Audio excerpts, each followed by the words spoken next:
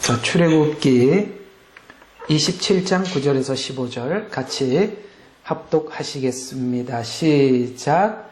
너는 성막의 뜰을 만들지니 그 뜰에 걸막을 한 면의 길이가 100규빗이 되게 가늘게 꼰 배실로 만들어서 남쪽을 향한 남편에 칠지니라.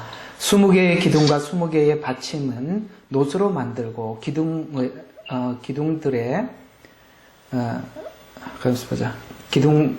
기둥에 20개의 받침은 노수로 만들고 기둥들의 갈고리와 가름대는 은으로 만들지니라. 북편에도 마찬가지로 길이 100규빗의 막을 짓되 그 20개의 기둥과 20개의 받침은 노수로 만들고 기둥의 갈고리와 가름대는 은으로 만들지니라. 서편의 뜰에는 폭이 50규빗의 막을 치되 그 기둥은 열이며 그 받침은 열이라. 동쪽을 향한 동편 뜰에는 폭이 50규빗을 하되 문 이편의 막은 15규빗이며 그 기둥은 셋이요 그 받침은 셋이라. 문 저편의 막도 15규빗이며 그 기둥은 셋이요 그 받침도 셋이라. 아멘. 이게 어디가 이게 마이크를 켜놨네요. 이거 제가 좀 끄고 하겠습니다.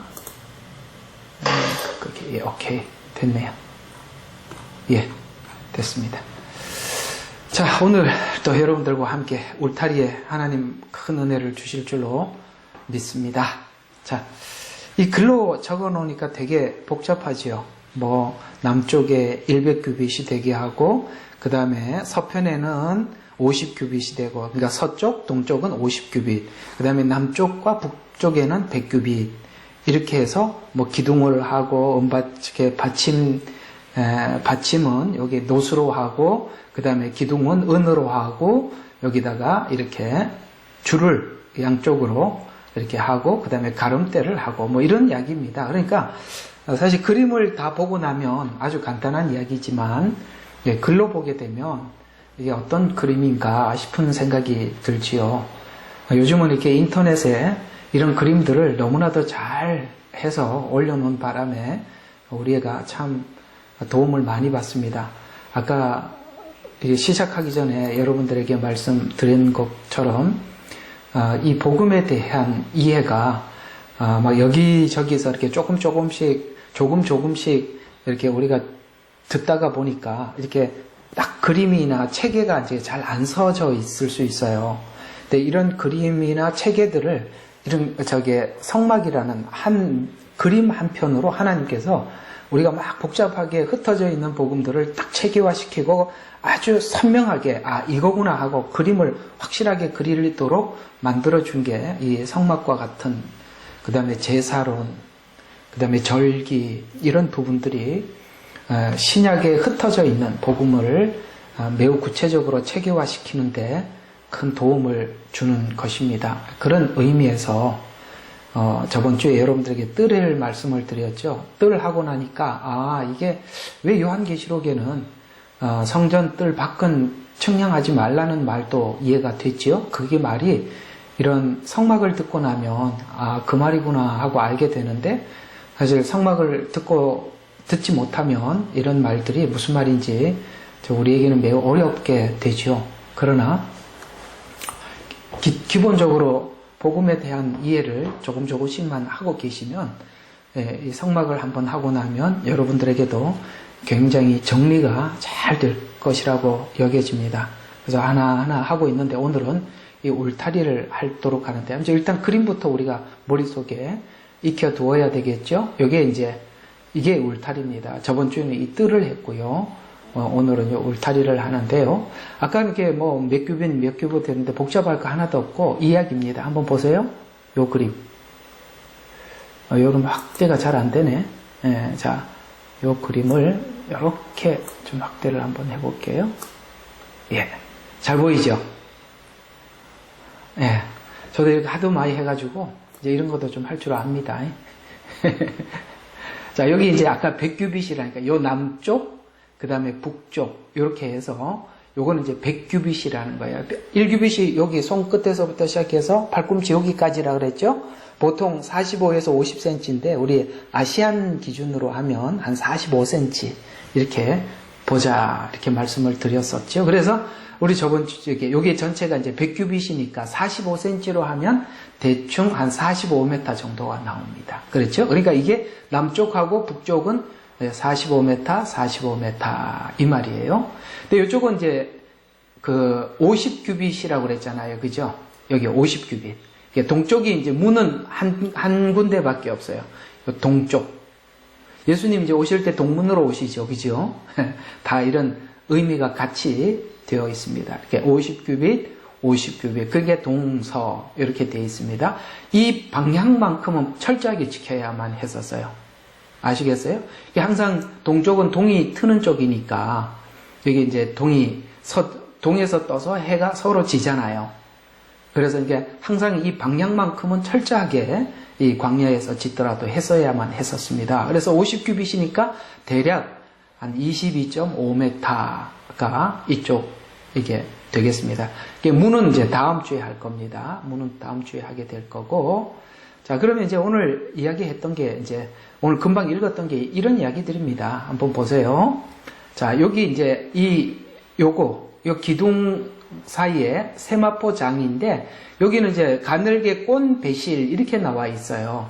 근데 요게 이제 흰색이라고 말씀을 드렸지 않습니까? 요게 요런 흰색이다 이 말입니다. 여기 위에 요거 아시겠죠? 요 기둥에 요 천막처럼 울타리를 치는 게 요게 흰색이다. 요걸 이제 세마포장 이렇게 표현을 하고요. 자, 이제 요 기둥을 요렇게 보면 요렇게 생겼어요. 기둥 하나하나가. 이 그림을 일단은 숙지를 하셔야 제가 설명을 할 수 있으니까. 자, 요것은 이제 받침대죠. 받침대, 밑에 받침대인데 요건 노수로 하고 기둥도 노시입니다. 예. 대략 여기가 전체가 노시 아니고요. 이런 것들은 아마 금속 그대로 했을지 몰라도 이게 아마 금속을 가지고 이렇게 싼 겁니다. 싼 거니까 우리로 뭐 도금 뭐 이런 거겠죠? 그런 거겠죠? 그래서 이것은 기둥도 놋, 유일하게 요 기둥 꼭대기, 여기는 은입니다. 그리고 여기 가름대라고 여기 한번 보시면 이렇게 요게 지금 요 기둥이 옆에 있는 이 기둥으로 이렇게 돼 있잖아요. 그죠? 이렇게 돼 있는데 여기에 요 가름대가 하나 있는데 여기는 지금 요 안쪽에 요 코너에 보면 요 보이죠? 요 가름대. 요거 보이죠? 요 가름대. 여러분들이 한번 생각해 보세요. 텐트를 치려고 그러더라도 이 기둥과 기둥 사이에 이렇게 가름대가 있으면 가름대가 있어야만이 이 천을 이렇게 쭉 쳐나갈 거 아니에요. 그죠? 이게 이제 이 가름대입니다. 그 가름대를 하려면 여기 이제 요것도 잘 기억해 두셔야 돼요. 동그란 원이 하나, 링이 하나 있어요. 링.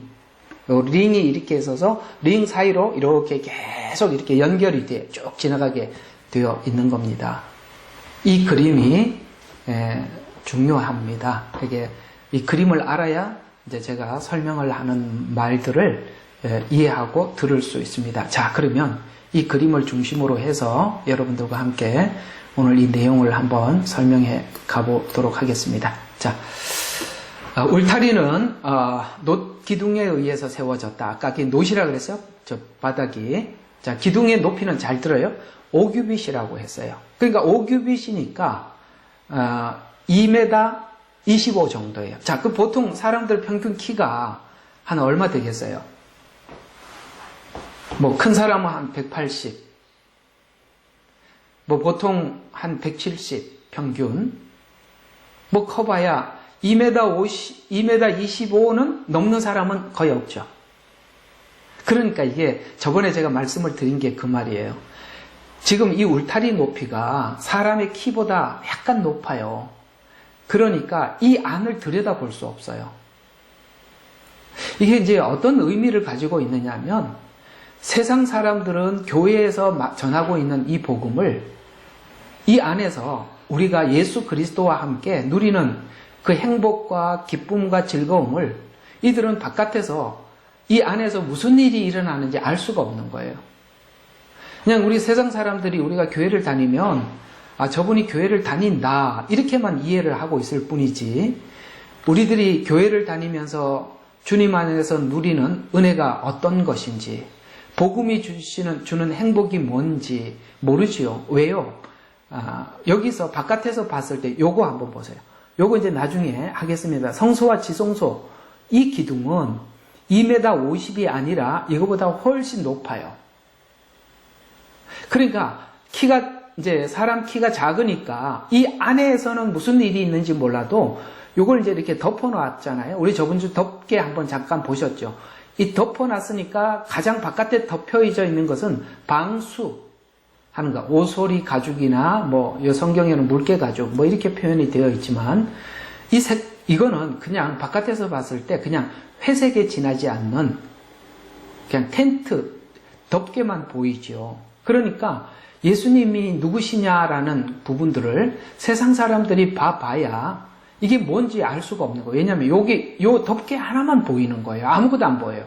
이 말씀이 이사야서에 뭐라고 말씀하셨다고 그랬죠?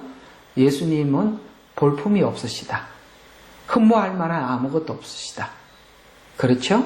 그러나 그 예수님께서 우리 인류에게 또 저와 여러분에게 하신 축복과 그 복음의 크기는 이건 누리지 않는 사람, 맛보지 않는 사람들은 알 수 없잖아요. 자, 그래서 2m 25라는 의미 아시겠습니까? 왜 사람 키보다 높아야 하는지. 이건 들어와야 아는 일이지 바깥에서는 이 복음을 아무리 이해를 하려고 해도 알 수가 없는 거예요. 들어온 사람, 이 문을 통해서 들어온 사람들만 이해할 수 있는 것입니다. 이 문은 울타리 다음에 나오니까 그때 문을 할 때 자세히 하도록 하겠습니다. 그래서 남쪽하고 북쪽에 20개씩 세우라 그랬어요. 여기 20개, 요게 20개. 아시겠죠? 그 다음에 동과 서에는 몇 개로 세우라고요? 10개씩 세워서 여기 10개, 요게 10개. 이렇게 세워서 총 60개가 세워져 있다. 이런 정도는 기억해 두시면. 자, 한번 정리해 봅시다. 자, 이거 보지 말고. 자, 남쪽과 북쪽에 몇 개? 20개, 20개. 동쪽과 서쪽은 몇 개? 10개, 10개. 그래서 총 몇 개? 60개. 높이는 얼마? 2m 25 정도 된다. 요거는 기억하고 계셔야 돼요. 자, 그대로지요? 자, 그러면 재료를 한번 보도록 하겠습니다. 여기 사용된 재료는 뭐냐? 자, 울타리는 세마포, 곧 흰색, 여기는 가늘게 꼰 배실 이렇게 나옵니다. 그러니까 성경에 가늘게 꼰 배실 이렇게 나오면 무조건 흰색이라고 생각하면 돼요.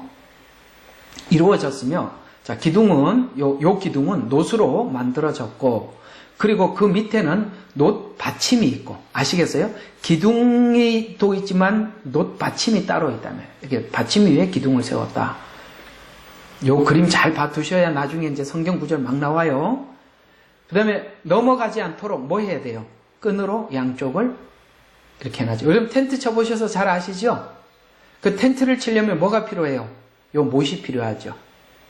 요 못도 굉장히 중요한 의미를 가지고 있습니다. 그러려면은 여기다가 여기 땅에다 박은 못과 여기에 동그란 고리, 이 고리로 이렇게 묶어서 이렇게 서로 지지하고 있는 거죠. 그래서 요건 여기 있는 부분들은 전부 다 은이에요.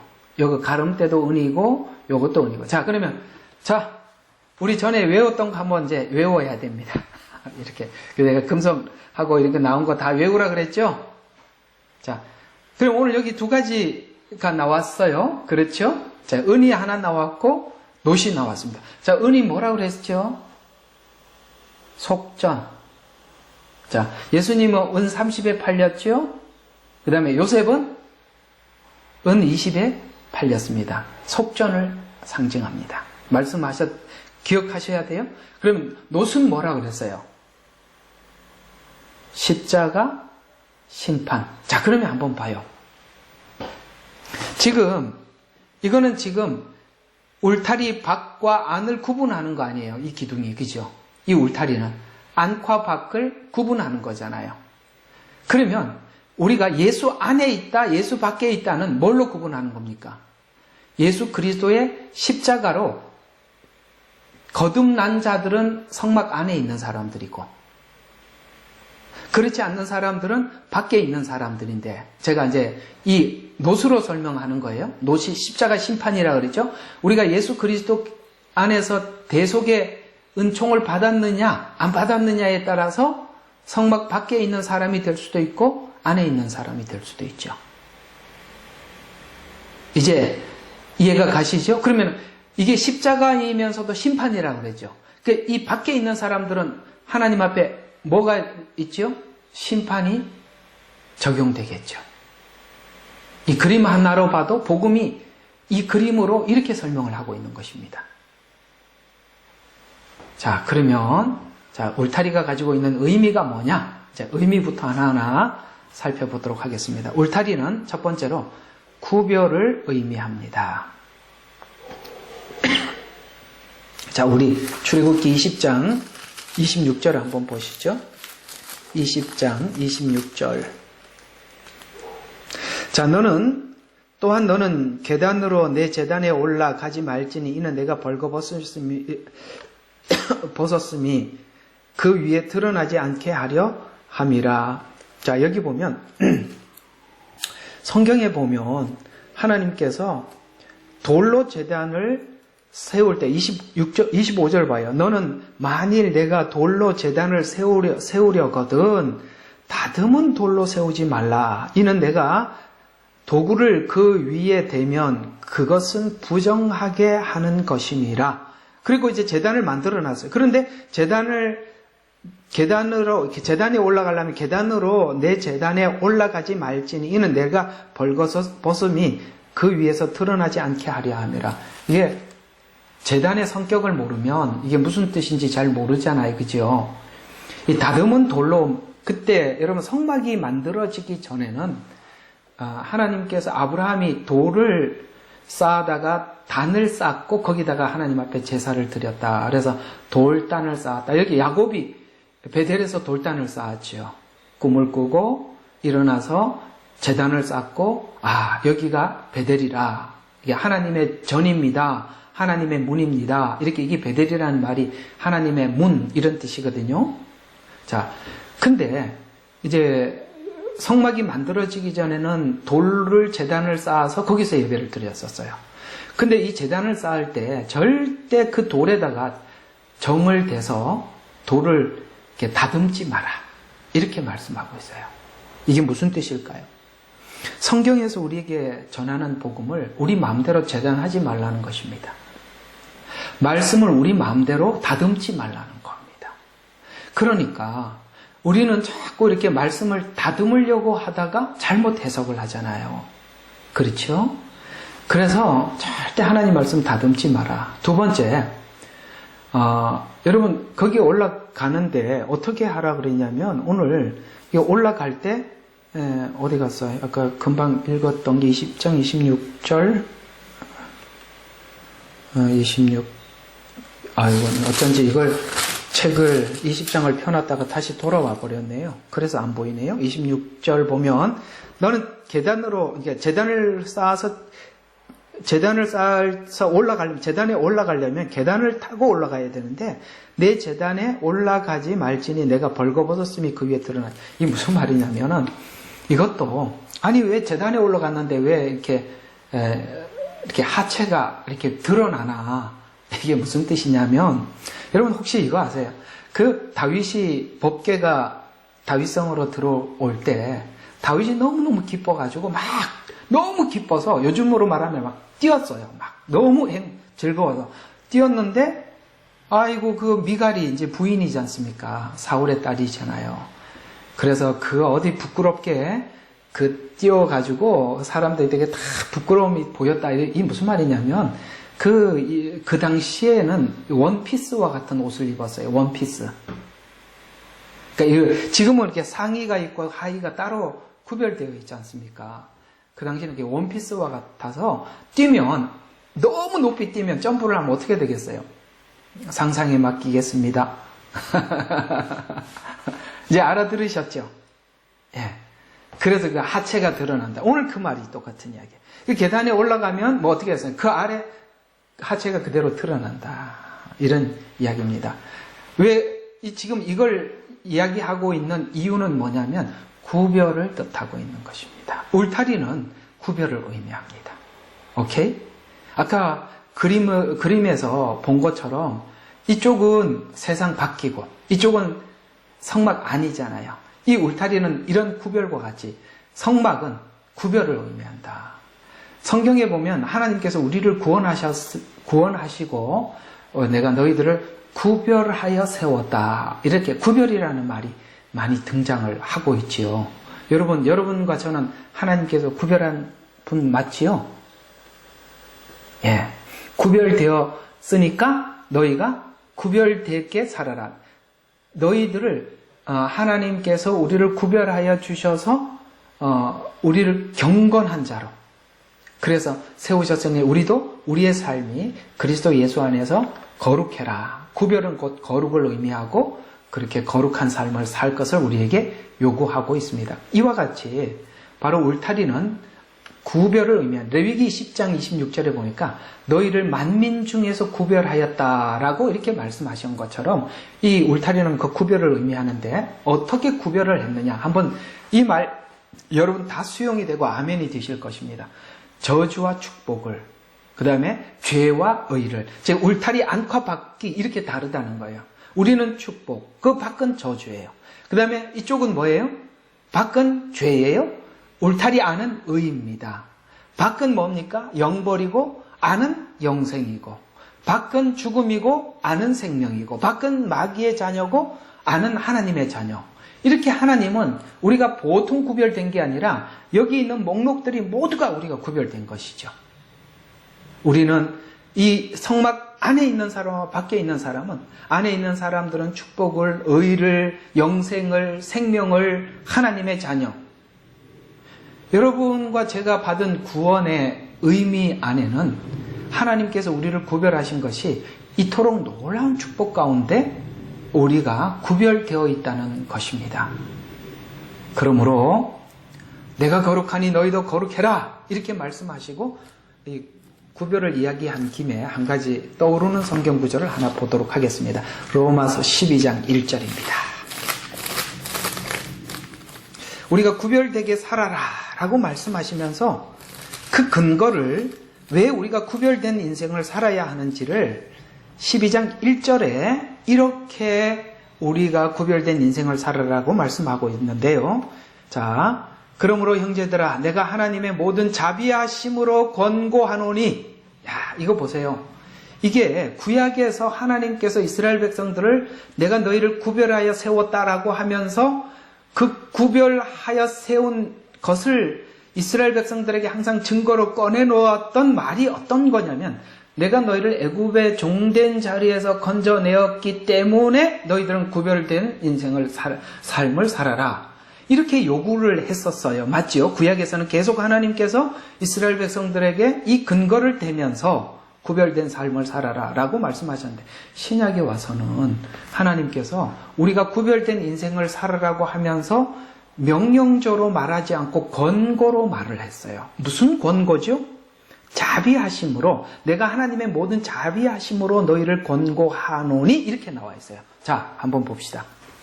구약은 명령이에요. 신약은 권고예요. 그러면 우리가 생각할 때 권고는 받는 사람이 해도 그만 안 해도 그만이잖아요. 명령은 꼭 해야 되는 거잖아요. 그런데 여기에 자, 구약에는 내가 너를 애굽에서 꺼냈기 때문에 살아라 이렇게 했다면 지금 신약에서는 자비하심으로 권고한대요. 그러면 이 권고의 크기가 이 권고의 큰 목소리가 어느 정도 커지는 거냐면은 하나님의 자비를 아는 만큼 큰 소리가 되는 겁니다. 됐죠? 시원하시죠?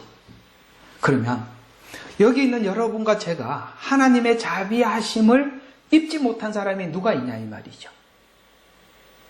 여러분과 저는 하나님이 우리를 구별해 주셨어요. 그 구별의 근거가 뭐냐면 우리가 뭘 해서가 아니라 온전히 하나님의 자비가 쏟아져서 완전한 하나님의 자비 때문에 우리가 구별됐죠. 그러면 내가 너를 애굽의 종된 자리에서 건져낸 여호와라라고 그러므로 이렇게 해라라는 게 무서워요. 하나님의 자비하심으로 권고하심이 더 커요. 분명히 이 권고가 더 큰 겁니다. 십자가의 복음을 받고 은혜를 받은 우리들의 하나님의 권고의 말이 결코 작은 이야기가 아니라 로마서는 전체가 처음부터 끝까지 계속 뭐를 이야기했냐면 우리가 하나님의 은혜로 의롭게 되었다. 이렇게 얘기를 했어요. 여기 특별히 로마서 9장부터 11장은 유대인이나 이방인이나 모두가 하나님의 자비 안에서 의롭게 되었다. 이렇게 말씀하고 있어요. 그래서 로마서를 쓴 목적, 바로 하나님께서 구별한, 이걸 위해서 하나님이 썼다라고 말씀하시면서 우리 로마서를 쓴 목적을 한번 로마서 1장에서 한번 보세요. 로마서 1장에서 보면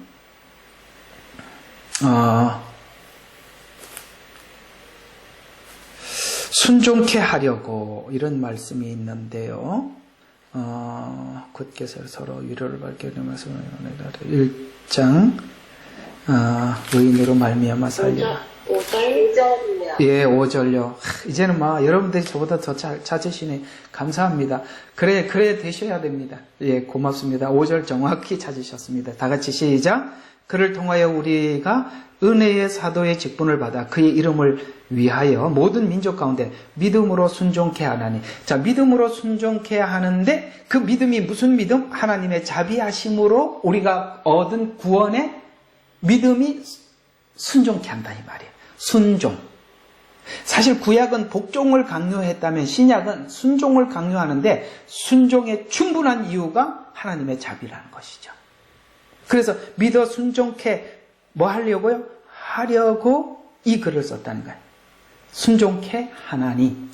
그래서 로마서 끝도 제일 마지막도 그렇게 우리에게 16절, 16장 26절 보면은 이제 나타나셨으며 영원하신 하나님의 명령에 따라 선지자들의 성경을 통하여 믿음으로 순종케 하고자 모든 민족에게 알려진 것이니 로마서 끝이다 이 말이에요. 순종. 그러니까 이 구별이 얼마나 하나님 앞에 큰 구별인지 알 때 이 구별이 우리의 노력이 아니라 하나님의 자비하심으로 우리가 축복을, 의를, 영생을, 생명을, 하나님의 자녀됨을 얻게 되었다는 것을 알 때 로마서 12장 1절 말씀처럼 하나님의 자비하심으로 너희를 권고하느니 너희가 하나님 앞에 산 제물로 드리라.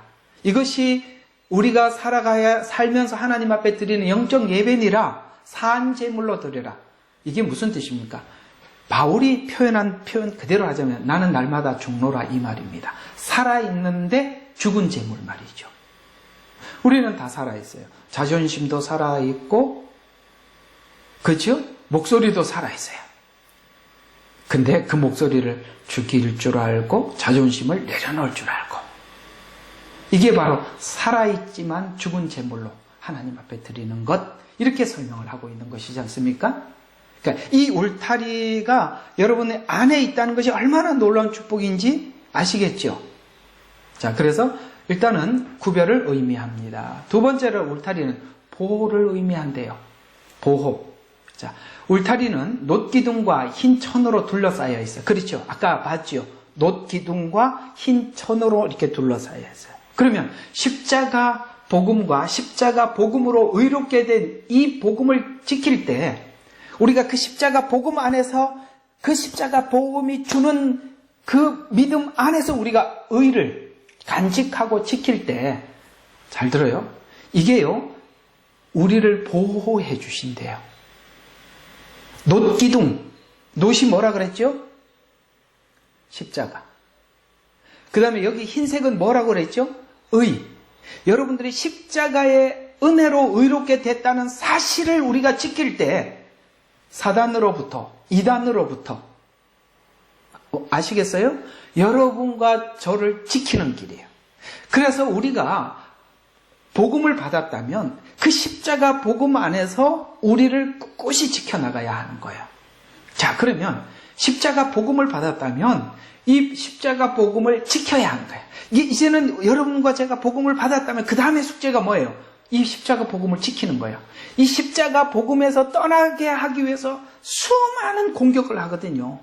왜냐하면 다른 복음도 있기 때문에 그래요. 다른 복음. 여러분, 복음인데 다른 복음이에요. 뒤에 복음은 복음이라고 찾아오는데 다른 복음이에요. 이 다른 복음을 누가 만들었냐? 다른 영이 있대요. 다른 복음을 받아들이면 다른 영을 받게 된대요. 그러면 다른 영을 받게 되면 십자가 복음에서 떠나가 버리는 거예요. 그러면 하나님과 상관이 없어진답니다. 그러니까 여러분들이 지금 매일매일 성경 공부할 때나 하나님 말씀을 들을 때마다 뭘 들어야 되는 거예요? 십자가 복음을 들어야 되는 거예요. 십자가 복음이 어떠한 것인지, 부활이 어떤 건지, 예수님이 왜 지금 승천하셨는지, 주님이 언제 다시 오실지, 오시면 무슨 일을 위해서 오실지, 이 복음에 대해서 눈을 감고도 쫙 외칠 수 있어야 되는 거예요. 여러분, 초대교회는 이 복음에 대해서 굉장히 깊이 있는 이해를 했었어요. 최소한 집사님 정도가 되면 스데반 집사, 최소한 빌립 집사, 이런 정도 수준이었다고요. 여러분, 빌립 집사가 얼마나 성경을 잘 강의했습니까? 이디오피아 내시가 마차를 타고 가다 이사야서를 읽고 있을 때 빌립 집사가 그 이사야서가 무슨 내용인지 쫙 설명을 해줄 수 있었어요. 그 자리에서 이디오피아 내시가 몰랐던 성경이 열리고 침례를 받았었어요. 스데반 집사는 창세기부터 말라기까지 꿰고 있었습니다. 그럴 정도로 이 십자가 복음에 대해서 분명히 했었어요. 이와 같이 이 마지막 때를 살아가고 있는 저와 여러분도 이 십자가 복음에 대한 이 믿음이 분명히, 왜요? 갈라디아서 1장 6절과 9절에 보니까 이런 말씀, 이렇게 압축만 해놓은 거예요. 자, 이런 이야기예요. 처음 받아들인 복음 외에 다른 복음이 있다면 그것은 만약에 바울 자신이든 바울이 처음에 복음 전했던 그 복음 말고 다른 걸 가지고 내가 와서 너희들에게 그렇게 하든지, 천사가 와서 하든지, 누가 와서 그런 말을 하더라도 내가 너희에게 처음에 전했던 이 십자가 복음, 그거 외에 다른 복음을 전하는 사람이 있다면 저주를 받으라. 무슨 말입니까? 다른 복음을 전하는 사람이 있다 이 말이에요. 있다 이 말이에요. 그러니까 저와 여러분이 지금 사모해야 될 말씀은 십자가 복음이고, 그 복음이 우리를 어떻게 의롭게 했고, 그 의롭게 된 그것이 우리가 하나님 앞에 어떤 삶을 살아라고 요구하시는지 그 복음이 말하고 있는 대로 가야 되는 거예요. 사랑하는 여러분들에게 하나님께서 이 복음을 늘 들려주시고 또 들려주시고 항상 들려주시기를 바랍니다. 지키는 것, 간직하는 것. 또 하나는 이 복음이 다른 복음에 의해서 빼앗기기도 하지만 세상의 유혹 때문에 복음이 빼앗겨지기도 하고 변질되기도 하고 내 안에서 이렇게 변형되기도 한답니다. 어떻게 변형되느냐? 마태복음 13장 18절과 23절에 보면은, 여기 보면은 이 밭 비유가 나오죠. 씨를 뿌리는 비유죠. 근데 그 처음에 밭에 복음이 씨앗이 떨어졌지만 여러 가지 문제로 인해서 복음이 변형되기도 하죠. 시험과 박해를 받았더라도 십자가 복음 안에서 그 시험과 박해를 이해하고 넘어가야 되는 거예요. 다시 한번, 우리가 시험과 박해가 없을 수 없어요. 당연히 있는 것입니다. 그러나 시험과 박해를 받을 때 우리 이 성경 복음 자체를 변형시키지 말아야 돼요. 그 십자가 복음 안에서 그걸 넘어가야 돼요. 우리가 복음 시험과 박해를 받을 때 뭘 생각하면 됩니까? 예수님이 받았던 시험과 나의 시험을 접목시켜서 내 믿음이 성숙하는 기회가 되는 것이고, 박해를 받을 때도 예수님께서 받았던 박해를 우리도 마음으로 느끼는 것입니다. 그래야지 이 박해가 온다고 해서 이 박해 때문에 우리가 마음대로 성경을 나름 해석을 해서 피할 길을 찾으려고 하지 말라. 그러면 복음이 변질된다 이 말이에요. 타협하지 마라. 세상의 염려와 재물의 유혹 때문에, 세상에 염려가 있고 왜 우리가 재물의 유혹이 없겠어요? 우리 모두가 육체를 가지고 있고 몸을 가지고 인생을 살아가고 있는데 왜 없겠습니까? 그러나 염려나 유혹이 닥쳐올 때 예수님께서 마치 금식 기도를 하시고 사단에게 유혹을 받았던 그걸 우리가 더 깊이 이해하는데, 그걸 이해하고 우리 믿음이 성숙하는데 기회로 삼아야지. 이런 걸로 인해서 우리가 복음이 뿌리가 내리지 못하게 되면 안 된다. 그래서 복음이 뿌리가 내리지 못하게 하기 위해서 시험이나 박해가 동원되기도 하고 세상에 염려나 유혹이 동원되는데, 이럴 때 여러분들이 말씀을 그대로 붙잡고 말씀으로 직진하셔서 돌파하셔야 되는 거예요. 아시겠어요? 직진하셔서 돌파해야 될 문제지, 이것을 피해가면 복음이 변형되는 거예요. 됐죠? 자, 그 다음 약한 자의 공격으로 우리가 믿음이 연약할 때는, 그 약할 때 우리가 전신갑주를 입어서 복음을 지켜라 라고 말씀합니다. 그래서 이 전신갑주 이야기를 하다가 끝부분에 가서 이런 말씀을 하고 이야기를 끝내요. 이는 믿음을 지키고 악한 날에 복음이 빼앗기지 않도록 준비하라, 이렇게 말씀하고 있어요. 복음이 빼앗기지 않도록 조심해라. 그러니까 복음을 빼앗기 위해서 공격하는 자들이 있다는 이야기가 되는 것이잖아요. 그렇죠? 그래서 이렇게 사단은 우리가 가지고 있는 복음을 빼앗기 위해서 여러 가지 방면에서 이렇게 불철주야, 우는 사자처럼 두루 다니면서 삼킬 자를 찾아다니고 있다는 것을 우리는 알아야 하는 것입니다. 요한복음 10장 27절과 29절에 보니까, 우리가 이 복음을 지키기 위해서는 무엇을 해야 되느냐? 예수님의 목소리를 알아들을 수 있어야 된다. 예수님의 목소리를 알아들어. 딱 들어보면, 저 양반 진짜 저거 예수님의 말씀 맞구나. 아이고, 저 말은 예수님의 말이 아니네. 우리 집에 그 닭이 2마리 있잖아요. 우리 교회에 사시는 분들은 다 알아요. 닭이 있는데, 저는 이 닭을 별로 안 좋아합니다. 얘들은 내가 가면 도망가요. 별로 안 좋아합니다. 이렇게 오라 그래도 가고 그럽니다. 사모님이 가잖아요. 발걸음 소리부터 나하고 다른가 봐. 이렇게 벌써 소리가 날 때부터 펄펄 날아다녀요. 막 보고 싶어가지고. 왜? 그리고 이렇게 이름을 불러주면 막 좋아서 막 쫓아와요. 왜요? 발걸음 소리도 알고 목소리도 아니까. 우리도 예수님이 어떤 분인 줄 알면, 그 설교자가 설교를 하면, 이건 예수님의 발소리구나. 이건 예수님의 목소리구나. 알잖아요. 오늘 그 말이잖아요. 자신의 양들은 자신의 목소리를 듣고 따른대요. 그리고 아무도 그들을 자신의 손에서 빼앗아 갈 수가 없답니다. 그래서 우리가 예수님의 그 복음을 정확히 알고 복음의 소리를 따라갈 때 여러분과 저는 우리를 지킬 수 있어요. 아시겠죠? 이 지혜가 필요해요. 그래서 좀 안 된 이야기지만 설교라고 해서 다 설교도 아니고, 아시겠습니까? 예수님이라는 호칭을 붙인다고 해서 다 예수님이 아닐 수도 있다는 거예요. 여러분들 그 분별은 여러분의 몫이에요. 예수님 이야기 계속 듣다 보니까 분별이 가시죠? 골로새서 2장 6절과 8절은 그는 그리스도 예수 안에서 걸어가고 그 안에서 뿌리를 내리고 세워지고 믿음에 힘입어 감사함이 넘치도록 하라. 이게 뭐라고요? 예수님 안에서 걸어가라. 예수님 안에서. 그 다음에 그 안에서 뿌리를 내리고 세워져라. 그리고 감사함이 넘쳐라. 근데 있잖아요. 예수님 안에서 걸어가고 그 안에서 뿌리를 내리는 사람들이 나타나는 자연스러운 열매는 뭐냐면 감사입니다. 감사. 사실 사단이 그 성도들이 쓰는 용어, 이게 말 중에 사단이 제일 싫어하는 말이 뭔지 아세요? 감사예요.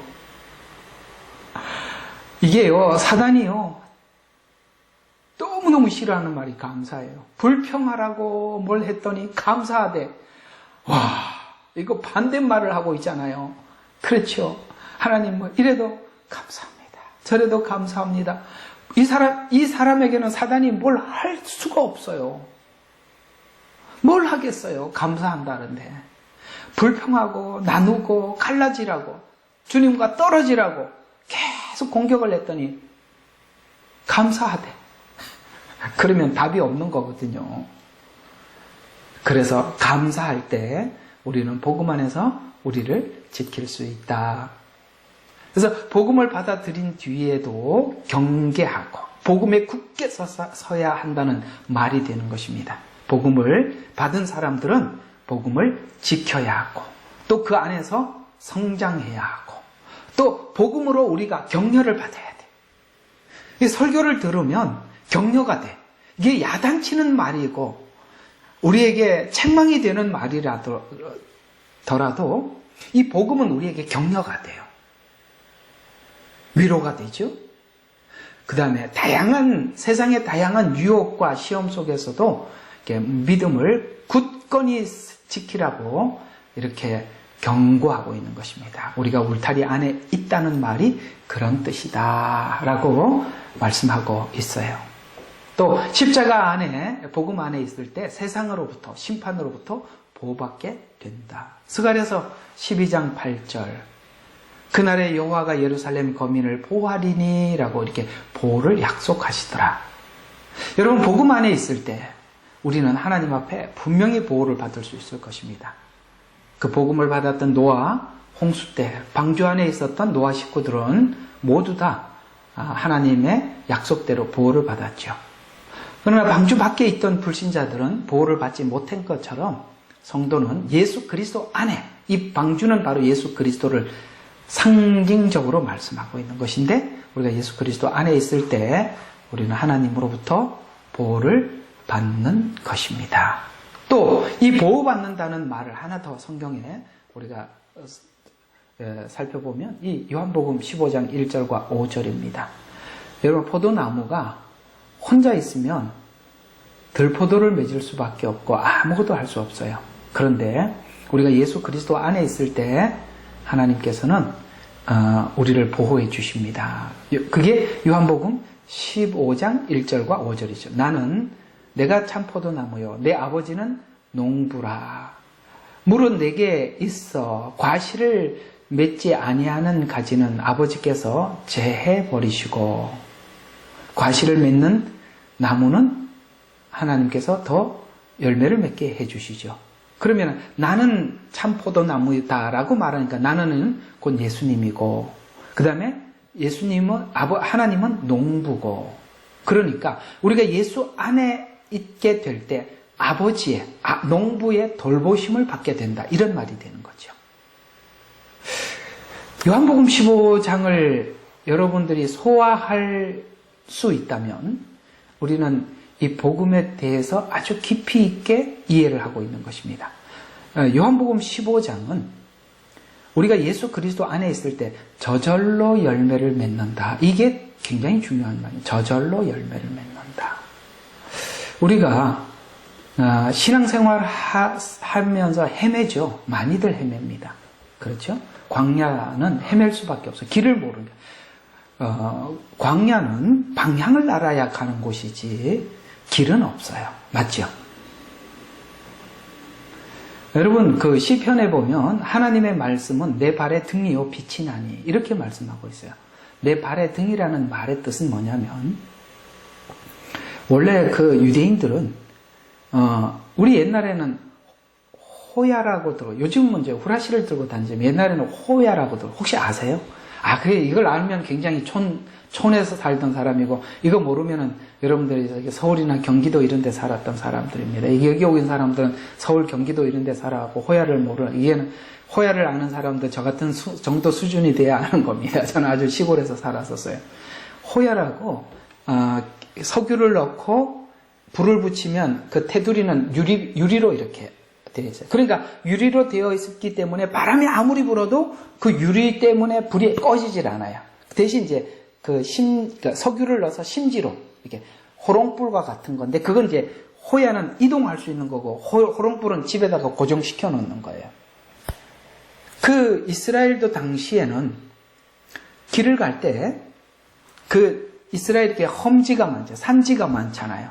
그러면 그 발등에다가 여러분 발등에다가 그 불을 그러니까 초 같은 불을 이렇게 올려놓고 그 발을 가지고 이렇게 한 발 한 발 걸을 때 이 발등에 있는 불을 가지고 그 앞에 불을 보고 한 발 떼고 한 발 떼고 이렇게 그게 등이에요. 하나님 말씀은 내 발의 등이요. 아시겠어요? 그 발등 위에다 올려놓는 등이란 말이에요. 그 다음에 빛이 나니 이 두 가지예요. 그러니까 우리가 하나님께서 목적한 자리에까지 가기 위해서는 등도 필요하고 빛도 필요해요. 이게 무슨 말이냐면 오늘 한 걸음을 걸으려면 등이 필요하죠. 내 발에 등이 필요하죠. 그런데 이걸로 다 갈 수 있는 게 아니에요. 이걸로 어디로 가야 되는지 모르면 헤매죠. 하나님께서 등대와 같이 목적지를 가르쳐 주시면 그 목적지까지 가기 위해서는 지금 내가 한 발 한 발 가야 되는 거예요.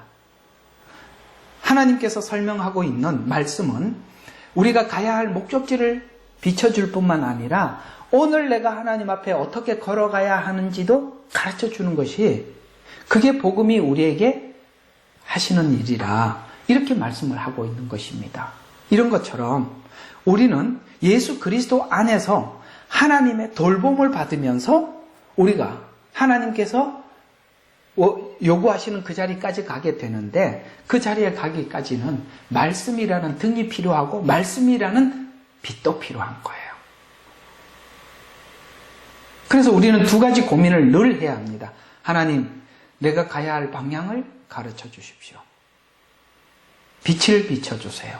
그리고 내가 오늘 어떻게 가야 하는지 그 등으로 가게. 그러니까 여러분들에게 말씀이 이 두 가지 역할을 해줘야 돼요. 하나님, 이쪽 방향. 그리고 오늘 내가 어떻게 가야 하는지.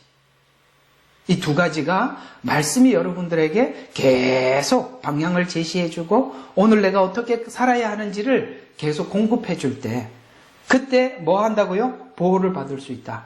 오늘 지금 계속 보호에 관한 이야기입니다. 그래서 참 중요한 것은 사실 여러분들이 매일매일 여러분들이 스스로 성경을 읽고 스스로 성경을 묵상하고 하나님께서 주시는 말씀들을 여러분들이 들을 때 보호를 받을 수가 있는 것입니다. 저 같은 설교자들은 여러분들이 읽었던 성경을 정리해 주는 사람이고 오케이? 저는 정리해 주는 사람이고 여러분 스스로가 말씀을 듣고 읽고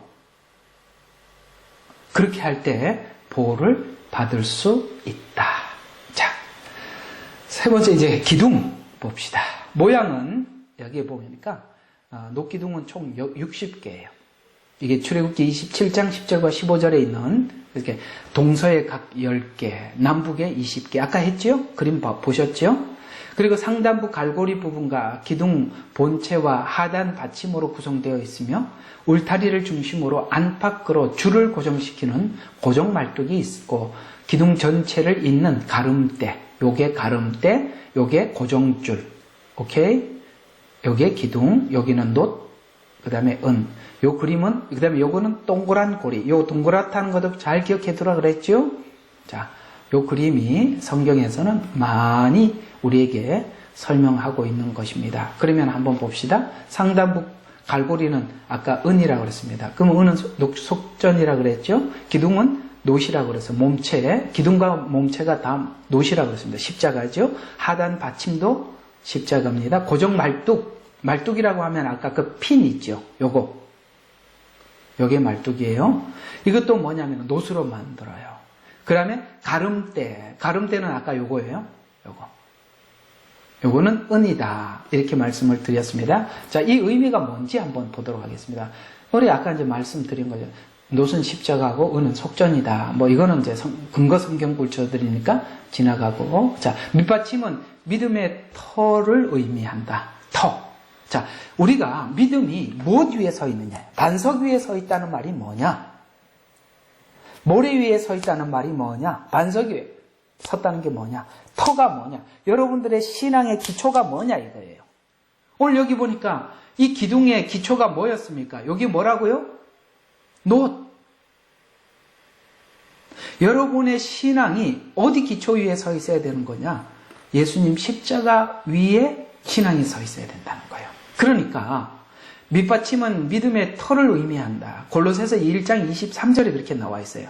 그래서 십자가 위에, 신앙 위에 세워진 믿음, 그 십자가 복음 위에 세워진 교회, 그것이 진짜라 이 말이에요. 그래서 기둥의 받침은 기둥을 견고하게 세우기 위한 것인데, 자, 교회는 예수 그리스도의 복음 위에 세워져야 한다. 그럴 때 무너지지 않는 거예요. 여러분, 그래서 교회를 세운 목적이 뭘까요? 바로 예수 그리스도의 십자가 복음을 전파하기 위해서 세운 거예요.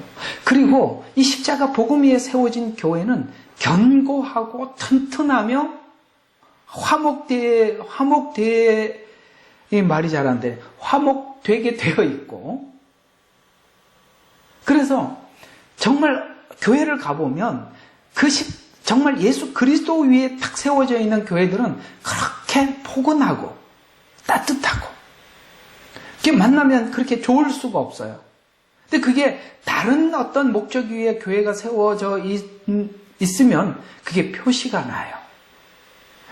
왠지 어색하고 성도들 간에 뭔가가 이렇게 나누어져 있고 이런 게 보인다 이 말입니다. 그러나 교회가 십자가 위에 세워졌을 때 아주 건강하고 행복한 것입니다. 교회는 예수 그리스도의 복음 위에 세워져야 무너지지 않습니다. 마태복음 24장 25절. 자, 십자가 굳건한 터 위에 세운 집은 바람이 불고 창수가 나도 무너지지 않는다. 이렇게 말씀하고 있어요. 반석 위에 세워진 교회.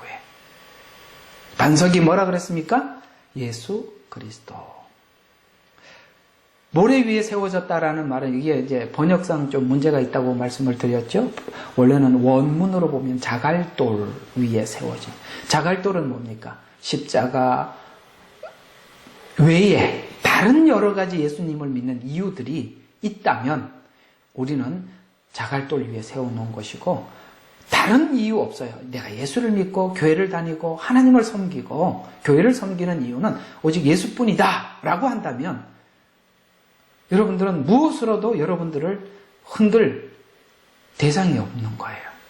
만약 예수 그리스도 말고 다른 기대감이 하나님 앞에 있다면 우리는 흔들릴 수가 있고 유혹받을 수도 있고 그렇습니다. 그렇죠? 근데 우리가 믿는 이유가 예수 그리스도 그 외에 아무것도 없습니다 하면은 결코 시험 곧 바람이 불고 창수가 나도 무너지지 않을 것입니다. 오늘 이 이야기가 성막이 증언을 하듯이 성막의 내용이 모두 다 여기 이제 우리가 공부를 하다 보면 전부 다 예수님에 관한 이야기라는 거예요. 성막은 전부 다 예수님의, 아까 기둥 하나도 십자가예요. 그건 예수님에 관한 이야기예요. 속전도 뭡니까? 예수님에 관한 이야기예요. 여기 있는 기구 모든 것이 무엇 하나도 빠지지 않고 전부 다 예수님에 관한 이야기라. 그러니까 성막이 전체가 예수님에 관한 이야기라면 성경이 전부 다 예수님에 관한 이야기고, 그렇다면 교회는 끊임없이 예수님에 관한 이야기가 전해져야 되고 오고 가야 한다는 거예요. 고린도전서 3장 10절과 11절에 보니까 이 터는 곧 예수 그리스도라라고, 터가 뭔지 그 기초, 아까 기초가 뭔지 분명히 말씀해요. 터는 예수 그리스도라라고 분명하게 선포하고 있습니다. 그래서 예수 그리스도 터 위에 교회가 세워지고 그 안에서 주를 위해서 헌신하는 모든 헌신들은 뭡니까? 그건 시험이 아니라 하나님께서 헌신들은 그것은 우리를 시험에 들지 않게 해요. 우리는 하나님 앞에 어떤 사람은 열심히 헌신하고 시험에 들어버려. 그건 왜 그래요? 예수 그리스도 터 위에서 하지 않고 다른 이유가 있기 때문에 반드시 환난이 오고 시험이 올 때 넘어지더라. 그래서 여러분, 예수 그리스도라는 이름 앞에 여러분들이 헌신이 들어가고 헌금이 들어가고 여러분들이 하나님 앞에 직분을 감당하고 다 그분 때문에, 주님 때문에 하셔야지 다른 이유로 하면은 그것이 다 시험거리가 되는 것입니다. 이것이 정말 주를 위해서 그렇게 했는 건지 아니면 그게 다른 목적에 의해서 했는 건지를 마지막 때 고린도전서 3장 12절과 15절 그러니까 그 공력을 시험해 보신다. 우리 주일날 저녁에 했던 내용이니까 지나가겠습니다. 만약에 금속류 같은 것들은 불이 지나가도 타지 않겠지만 나무나 지피나 이런 걸로 했던 것들은 전부 다 타버려서 주를 위해서 이제 이게 상급을 많이 준비해 갖고 갔구나라고 하더라도 거기 가면 아무것도 없을 것입니다. 자, 그 다음에 기둥은 교회 성도들을 의미한다. 여기 보니까 교회가 형성되기 위해서는 성도 하나하나가 모여서 뭐가 됐습니까? 교회를 형성했죠. 이 기둥 하나하나는 각자가 십자가 복음 위에 세워진 믿음들을 이야기해요. 그것이 가름대가 되어서 일체성 있게 서로 연결되어서 하나가 되어 있는 이게 바로 성도들이 이렇게 교회를 하나하나 구성을 하고 있는 것이에요. 자, 이것이 창세기 28장 22절에 보니까 십자가 은혜로 교회가 세워졌는데 기둥은 교회를 의미한다. 야곱이 베델에서 하나님을 만나고 거기서 만나자 기둥을 세웁니다. 이 기둥. 야, 거기 기둥을 세웠다는 말이 무슨 말인가 했더니 여기서 나오죠. 깜짝 놀랐죠. 뭔 기둥이지? 성막에서 기둥을 이야기해 주고 있어요. 그러니까 이게 그런 말들이 지나가는 말들인데 보면 여기 있구나 하고 그렇게 알게 돼요. 그래서 기둥은 교회를 의미하고 그래서 거기다 기름을 붓고 그곳을 기름을 부었다는 것을 구별했다 이런 이야기가 됩니다. 그래서 그곳을 하나님의 전입니다 라고 말씀하셨고 이 전이 성막으로 성전으로 교회로 새 예루살렘으로 계속 이어지는 것입니다. 자, 그 다음 여기까지 해야 될 것 같아요.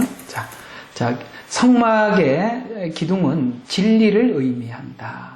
어떤 진리? 디모데전서 3장 15절과 16절에 보니까 이 집은 살아계신 하나님의 교회요 진리의 기둥과 터전이니라 이렇게 말씀하고 있어요. 어떤 진리? 여기 보니까 살아계신 교회 진리의 기둥이라니까 어떤 진리일까요? 바로 성육신의 진리. 그래서 이 교회는 어떤 복음이 전파되는가? 예수님께서 오심, 성육신. 그 다음에 십자가 지시고 우리를 죄를 용서하셔서 의롭게 된 의를 전파하는.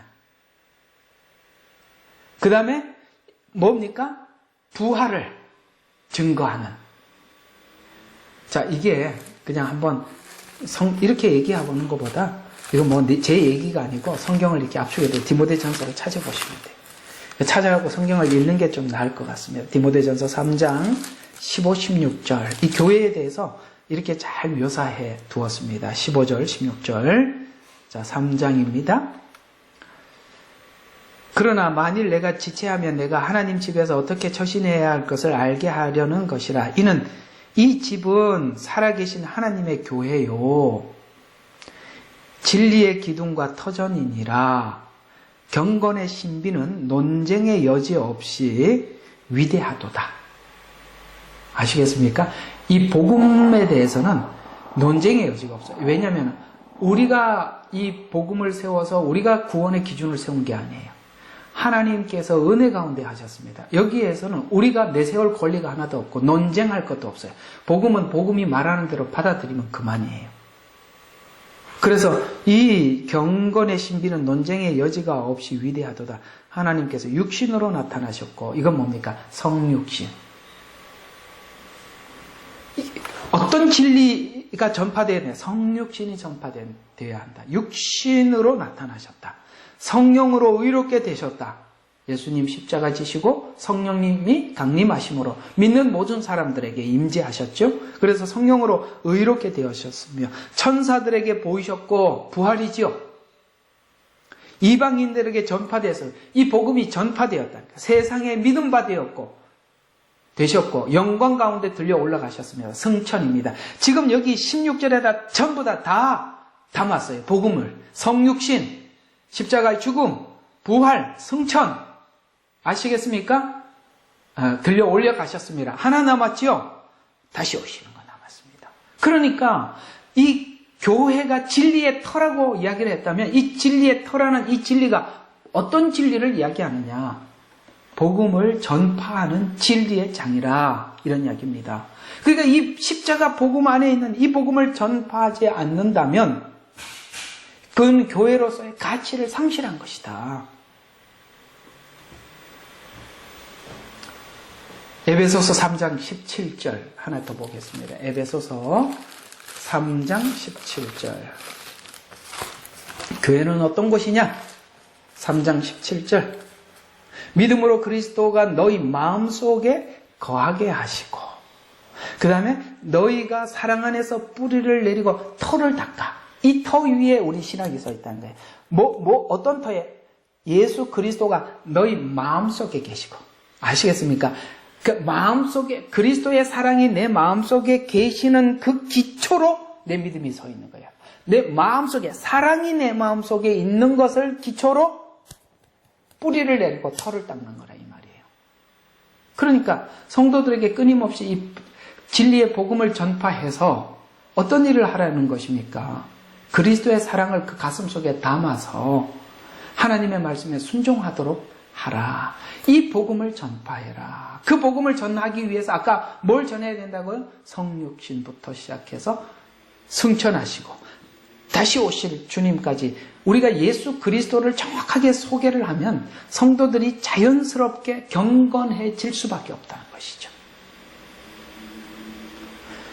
여러분 경건하게 사셔야 됩니다. 왜 경건하지 않습니까? 뭐 이런 얘기한다고 경건해집니까? 어때요? 제가 맨날 그렇게 설교 한번 해드릴까요? 그렇게 살면 안 돼요. 이렇게 살아야 돼요. 왜 그렇게 살아요? 아마 내 생각에 다 도망갈 것 같은데요.